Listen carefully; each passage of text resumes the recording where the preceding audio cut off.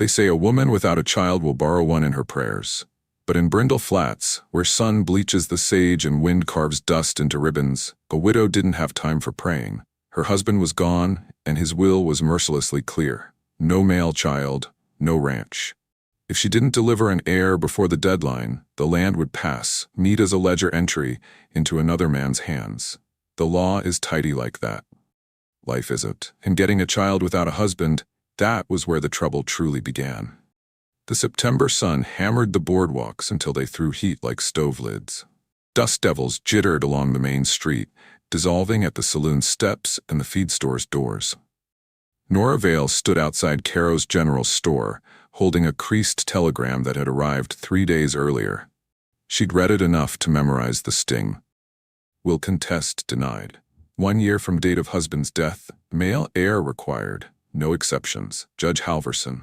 At 28, Nora had already buried one husband. Edwin Vale, 43, had been eaten slowly by consumption. He left 200 acres of workable grazing, a patient creek, 12 head, a stout cabin, and a will that now felt like a noose tied to the courthouse rafters. The ranch wasn't grand, but it was home. More than that, it was hers, if she could do the impossible before the clock ran out. Mrs. Vale, came a smooth voice. Corin Pike, banker's son, 35, wore confidence like a pressed waistcoat. His father owned half the town's paper promises, and Corin didn't hide his interest in Vale land. Mr. Pike, Nora said, slipping the telegram into her apron. You've heard Judge Halverson. A pity, he said, smile not touching his eyes. He spun his gold watch chain lazily. My father asked me to extend a fair offer, spare you future unpleasantness. It isn't for sale, Nora said, voice cool as creek shade. Perhaps not today, Corin replied, but next August arrives faster than a body expects. 1 year runs quick when a woman's got no prospects. It was insult dressed as concern. It landed. Nora's cheeks warmed, but she held his gaze. Good day, Mr. Pike. She left him on the porch, calling after her that he'd be around when she got reasonable. The 2-mile ride home stretched thin. The cottonwoods whispered over the creek. The windmill's vanes creaked a homely rhythm. The cabin hunched low. Logs weathered to silver, porch stoop polished by boot heels and years. The barn leaned with dignity. Chickens fussed. The place was itself, steady, real, and the telegram felt like a bad dream she couldn't shake awake from. Her nearest neighbor, Mabel Roan, lived 3 miles south in a clapboard house scented of bread and soap. 42, twice widowed, wholly practical, Mabel had buried one husband from a rattler and another from a card game gone wrong. She kept a sharp tongue and a kinder heart, and she believed propriety was a tool, not a master. You look like a mule kicked you square, Mabel said, pinning a sheet to the line with brisk hands. Nora told her everything, telegram, condition, Corin's offer, the untying knot of time. Mabel listened, pegging shirts into the breeze. So, Mabel said simply, you need a boy in less than a year or Pike eats your fence posts. That's the size of it, Nora said, hearing how ridiculous and ruinous it sounded at once. Then you don't need a husband, Mabel said. You need a man who can do what needs doing before that banker's pup gets fat off your grass. Mabel, Nora nearly dropped the basket. I'm not suggesting anything the Lord didn't design, Mabel said, eyes bright with mischief. You think every child in these parts waited on formal vows? Half the brides were showing before the preacher got to amen. I can't, Nora said. I won't. Can't isn't won't, Mabel returned. Do you want Edwin's land, or do you want to carry it to Pike with a bough on top? The next morning they sat shelling peas, pretending to discuss weather, while Mabel dismantled every one of Nora's objections. My reputation, Nora began. Your ranch, Mabel said. Once you've got a baby on your hip and a ring on your finger, folks forget arithmetic. They move on to gossip with fresher paint. A ring? Nora echoed. One thing at a time, Mabel said. Marry him after if it suits. Babies are great encouragers. And who is him? Nora asked, flushing. I made a list, Mabel said, producing a pencil-scarred scrap. Qualifications, sound body, reliable character, tight lips. You made a list, Nora murmured, stricken and secretly steadied. Crawford Dunn, Mabel said, nodding streetward where the blacksmith muscled a wagon axle. Strong as a team, arms like tree trunks. He smells like smoke and horses, Nora murmured. You'd learn to love both, Mabel said. Sheriff Silas Hale, proper, private, keeps a confidence, but might ask permission too much.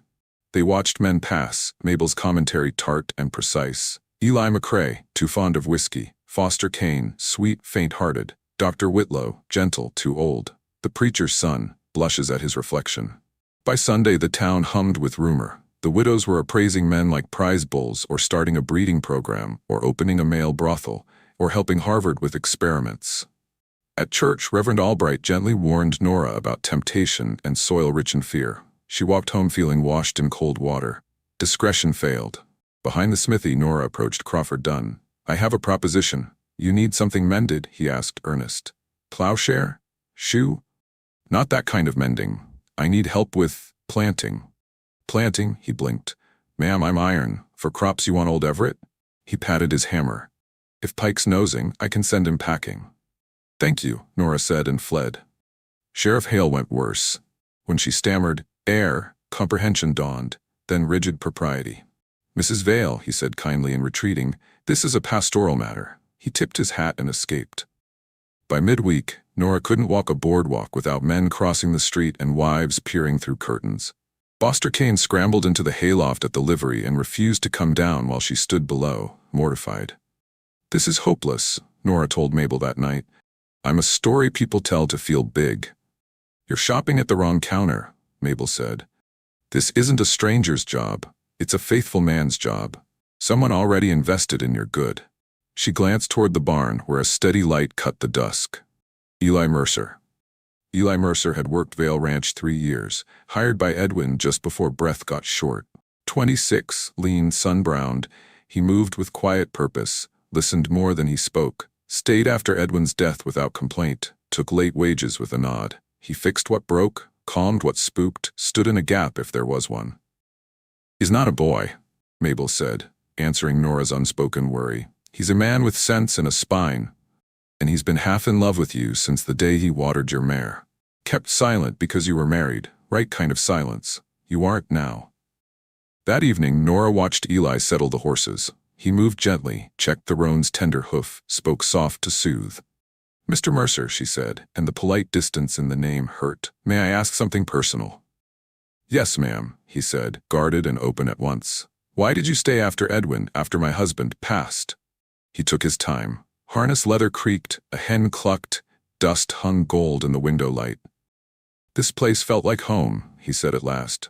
"Never had that before. Didn't want to leave unless you wanted me gone." "I never wanted you gone," Nora said. "Good to know," he replied, a small smile landing and lifting like a sparrow. The next afternoon, with Mabel within earshot and a loaf in the oven as alibi, Nora found him mending harness in the barn's warm hush. "You've heard about the will," she said. "The deadline. I have until August." "A son," Eli said gently. "Yes." She twisted her hands. "I've been considering options. I need a man's help, not necessarily a husband. Someone I can trust, with the ranch, with my future, with—" The words stuck. Ugly or holy, they wouldn't pass her tongue. "If you could choose anyone," Eli asked softly, careful as stepping toward a skittish foal, "who would you choose?" "Someone trustworthy," she said. "Who cares what happens to the land?" "And to you," he said, voice gone rough. She met his gaze and saw what had been there all along, a braided thread of hope and hurt and steadfastness. "Yes," she said, "someone like that." "I've cared since the first day," he said, kept quiet out of respect, "but if you're asking me to help you save what's yours, I'd be honored." "Are you certain?" Nora whispered. "There will be talk." "My reputation can blister and heal," he said with a small, steady smile. "Can yours?" She thought of Corin Pike and his father's reach, thought of losing the creek and windmill's patience to another man's ledger. Then she thought of Eli's hands, calloused and careful. "Yes," she said, "I believe it can." 7 months later, summer lay heavy across the flats. Nora Vale Mercer, quiet wedding in Reverend Albright's parlor, Dr. Whitlow and Mabel as witnesses, was 3 days past due. Some counted on their fingers and raised brows. Most decided to let it be. A healthy air was worth overlooking a calendar. On a sweltering morning, the pains began low and wrapped tight. Eli asked 3 times about fetching the doctor and rode out on the 4th. Mabel arrived with rolled sleeves and command in her bones. "Boil water," she ordered. "Find every clean sheet." Dr. Whitlow came with his bag and calm, spectacles fogged by heat and haste. Neighbors drifted into the yard with casseroles and curiosity. forming little constellations of talk. Reverend Albright hovered near the steps with a closed book and open prayers.